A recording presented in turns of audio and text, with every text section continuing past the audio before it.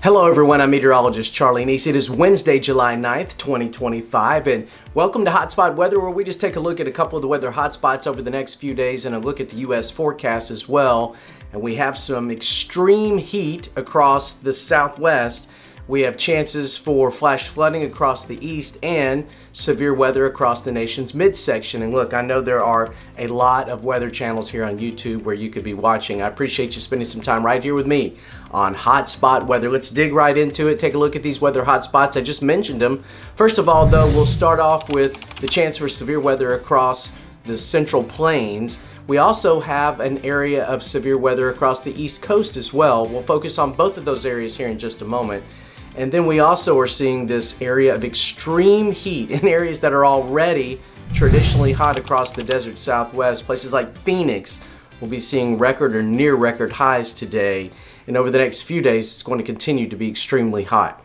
All right, here's the way it looks on the watch warning map across the United States. You can see the areas in purple. Those are the areas that we're seeing the extreme heat warning. And again, that's centered kind of around the Phoenix area. The areas above that, across much of the Mountain West, we're seeing these highlights of what's called a red flag warning. Those are areas where we're going to be seeing some gusty winds at times, very hot and dry weather leading to the risk of forest fires. So make sure if you were in this area, you were looking out for the potential for those wildfires. Then across the eastern part of the country in the green, that's an area of a flash flood watch that extends from North Carolina up into Virginia and then all the way up into New Jersey. We're going to be seeing big thunderstorms there as we work through the 9th and again on the 10th that could be leading to some risks of flash flooding. So let's take a look at the jet stream. This is highlighted by two large areas of high pressure. One, a Bermuda high out over the Atlantic that's keeping the southeast hot, humid, with these daily chances for scattered showers and thunderstorms. And then we have this massive heat ridge back out over the west, and that is going to be moving very little over the next few days. We will see a little bit of a dip in the jet stream, a little bit of a buckle that's going to help to give us this chance of severe weather as we go through the middle and end of this week. And then once that slides by, we're going to see things turn a little bit calmer again, especially across the south where we continue to deal with the heat. As far as chances for severe weather, you'll see that level 2 out of 5 risk across the east coast from Jersey down into North Carolina. And then we also see it across the Dakotas as well with a level 1 risk around those areas. As we head into tomorrow on the 10th, it really doesn't change much. Still basically the same areas, a slight risk of severe weather across North Carolina and South Carolina, which is a level 2 out of 5, and then we see slight risk also, of course, North Dakota, and then back into parts of Kansas and Nebraska. On day 3, pretty much the same story, although we were down to a level 1 risk. This could be increased as we go over the next couple of days, though, from the Storm Prediction Center. Level 1 out of 5 across the East Coast, and also from the Great Lakes down into the plains.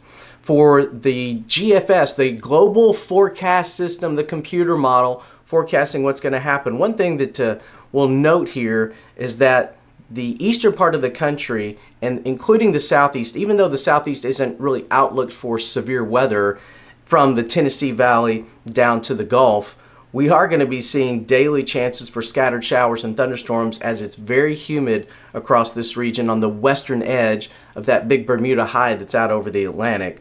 And you'll see here as we go through time how these thunderstorms develop in waves. And there you see also that area to the east across the east coast and then back out also across the plains. We're going to take a closer look at that.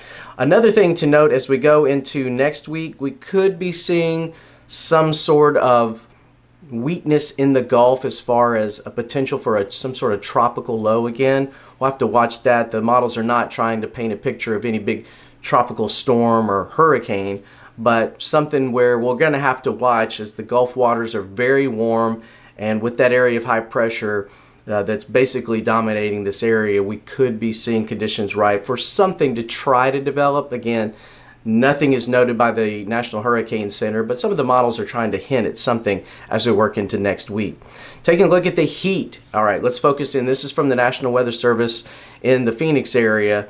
we're looking at this extreme heat warning, and these are daytime highs. Now there's a 75% risk on Wednesday the 9th that we will see, at least meet or exceed record highs in these areas for Phoenix Sky Harbor Airport.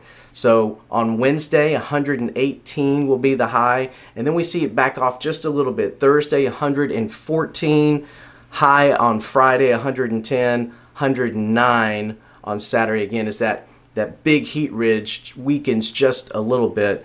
But Yuma, 118 on the 9th.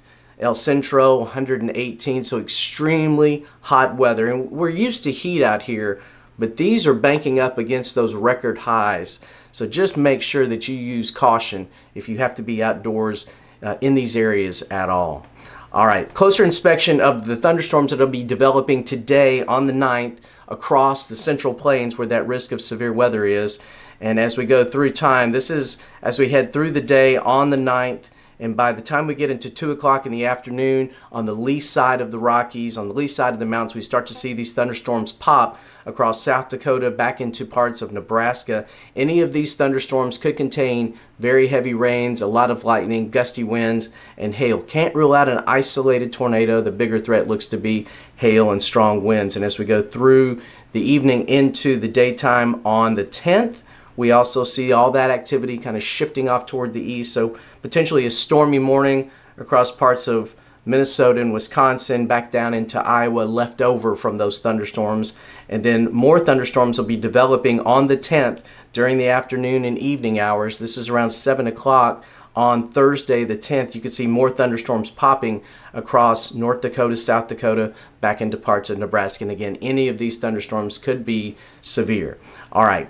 Also looking at the risk of severe weather off toward the east, and you'll see as we work through the 9th, more thunderstorms, and we've seen already some decent rains in these areas, but as we work through the day on the 9th, thunderstorms really start to blossom, and by the time we get into 6 to 7 o'clock in the evening, we've got very heavy rains with the potential for some severe weather that stretches from Maryland back down into Virginia and then also into the mountains of North Carolina that will be sliding off toward the east, toward the coast as the nighttime wears on. This is just after midnight on the night of the 9th into the early morning hours of the 10th. Thunderstorms still going on from Charlotte back down into South Carolina, and also we're seeing the thunderstorms, the biggest of the thunderstorms, working through Jersey and then off the East Coast. Now once that band goes through, we are going to see chances of severe weather again. This is during the 10th,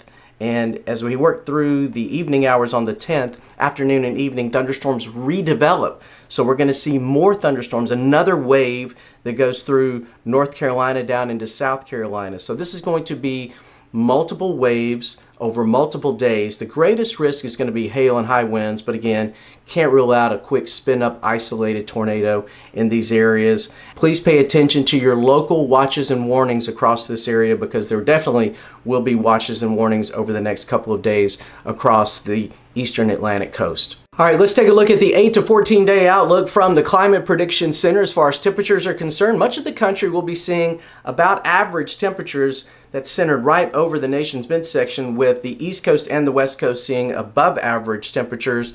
And then as far as the precipitation outlook, the most above average chances of precipitation will be across the East Coast from North Carolina back down into Florida.